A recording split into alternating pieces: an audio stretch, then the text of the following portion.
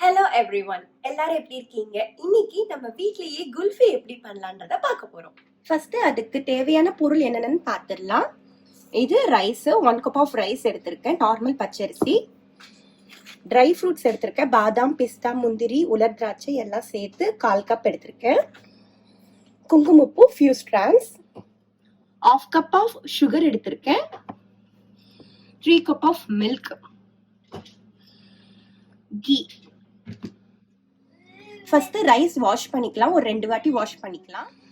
இப்போ ரைஸ் கழுவியாச்சு, ஒரு 2 டைம்ஸ் கழுவியாச்சு. இந்த குங்குமப்பூல கொஞ்சோண்டு பால் போட்டுக்கலாம், ஸோ ஊற வைக்கிற மாதிரி.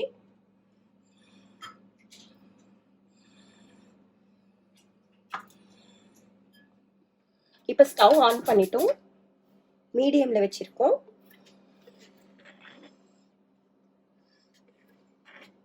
ஒரு டீஸ்பூன் ஆஃப் கீ,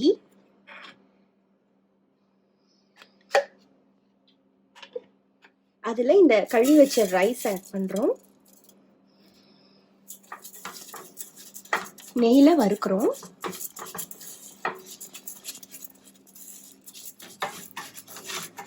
ஒரு 2 to 3 minutes வறுத்தோம்.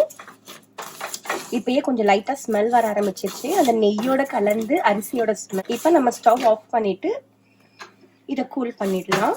இது நல்லா கூல் ஆகட்டும், ஆறட்டும். அதுக்குள்ள இந்த பாலை கொதிக்க வைக்கலாம். 3 கப் ஆஃப் மில்க்,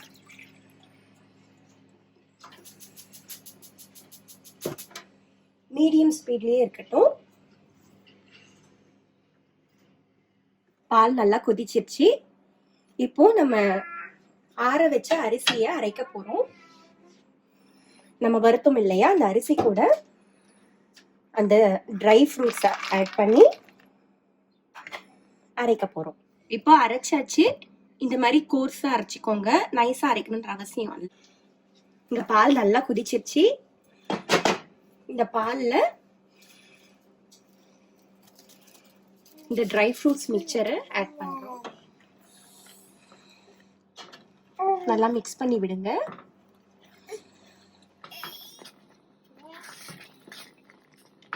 இதுல பாத்தீங்கன்னா நான் க்ரீம் ஆட் பண்ணிருக்க மாட்டேன்.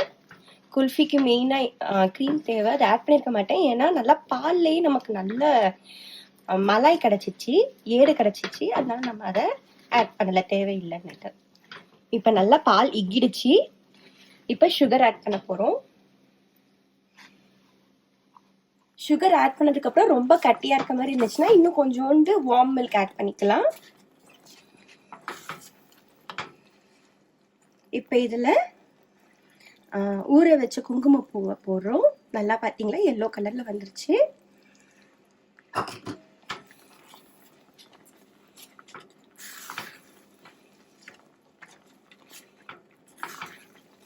குங்குமப்பூ ஊற வைக்கிறதுக்கு ரொம்ப சூடான பால் எடுக்காதீங்க, அதே மாதிரி கோல்டு மில்க்கும் எடுக்காதீங்க, கொஞ்சம் வார்ம் மில்க் மாதிரி எடுத்துக்கோங்க. குங்குமப்பூவை நல்லா மிக்ஸ் பண்ணதுக்கு அப்புறமா ஸ்டவ் ஆஃப் பண்ணிடலாம்.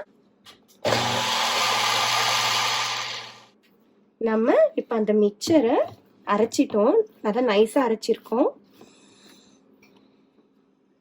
பாத்தீங்களா, நல்லா க்ரீமி கன்சிஸ்டன்சில இருக்கு. இந்த மாதிரி உங்க வீட்டுல ஏதாவது ஒரு வெசல் இருந்தா எடுத்துக்கோங்க, சின்னதா குட்டியா. அதாவது அதுலதான் இப்போ வந்துட்டு குல்ஃபி இருக்கும், அந்த மாதிரி குட்டி ஏதாவது வெசல் எடுத்துக்கோங்க. நார்மலா இது வந்து குடுவை மாதிரி எடுத்துப்பாங்க. நார்த்ல எல்லாம் பாத்தீங்கன்னா அதுக்கு பேரு மத்கா அப்படின்னு சொல்லுவாங்க. நம்ம வந்துட்டு இந்த மாதிரி டம்ளர் எடுத்துக்கிறோம்.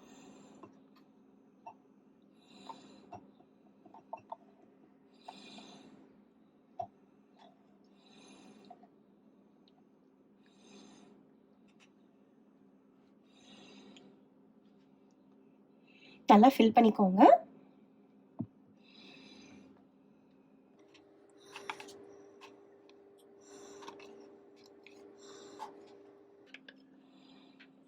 குட்டி ஏதாவது வெசல் இருந்தா கூட நீங்க அதை எடுத்துக்கலாம். நீங்க எதுல சாப்பிட போறீங்களோ குல்ஃபி, அந்த அதுக்கேற்ற மாதிரி பாத்திரம் எடுத்துக்கலாம், குட்டியா எடுத்துக்கோங்க. இப்ப இதுக்கு மேல இப்படி வச்சு மூடுறோம். இது என்கிட்ட லைட்டா மூடி இருக்குன்னு எடுத்தேன், ஜஸ்ட் பிளாஸ்டிக் மூடி. அப்படி மூடி இல்லை உங்களுக்கு அப்படின்னா டேக் அ கவர். டிரான்ஸ்பரண்டா இருக்கணும், அவ்வளவுதான். பிகாஸ் ஈஸியா காத்தும் உள்ள போக கூடாது, அதுக்காக எதுவுமே இல்லாத மாதிரி இருக்க கூடாது.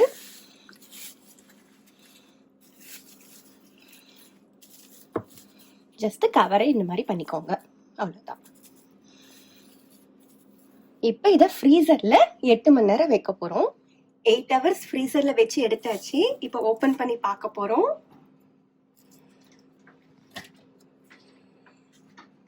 சூப்பரா வந்திருக்கு பாருங்க.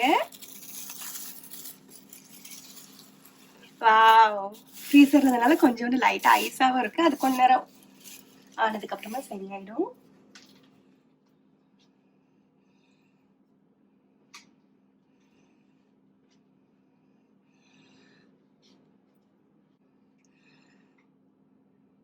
செம்மையா வந்திருக்கு.